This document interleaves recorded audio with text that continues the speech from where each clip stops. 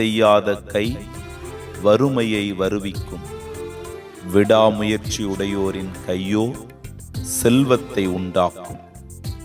நீதிமொழிகள் 10:4. உன் உழைப்பின் பலனை உண்பாய் என்று திருப்பாடல் ஆசிரியரும், உழைக்க மனமில்லாதவன் உண்ணலாகாது என்று பவுலடியாரும், நெற்றி வியர்வை நிலத்தில் சிந்த நீ உழைக்க வேண்டும் என்று இறைவனின் திருவுலமும் உழைப்பின் மேன்மையை நமக்கு சொல்லுகிறது.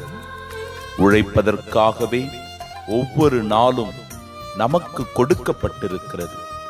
உழைப்பின் வழியாக நாம் வாழ்வில் உயர்வடையலாம். உழைப்பின் வழியாக நாம் மகிழ்ச்சியோடு வாழலாம். உழைப்பின் வழியாக நாம் ஆரோக்கியத்தோடு இருக்கலாம். உழைப்பின் வழியாக ஒருவர் மற்றவருக்கு உதவி செய்யலாம். உழைப்பின் வழியாக நல்வாழ்க்கை வாழலாம்.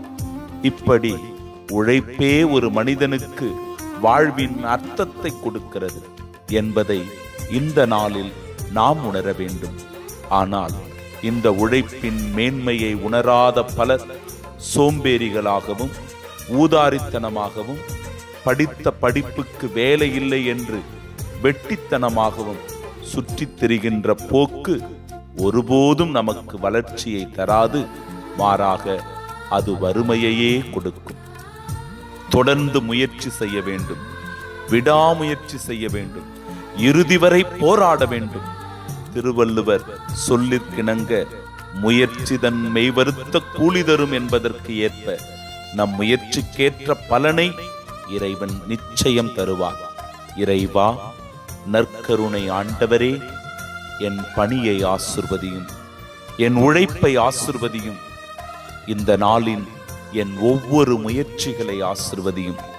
எல்லாவற்றிலும் உமது ஆசீரை உணர்ந்து உழைப்பின் வழியாய் நாங்கள் உயர்வடைய எங்களை இந்நாளில் நிறைவாய் ஆசிர்வதிப்பீராக. ஆமென். இறைவனே இதயமே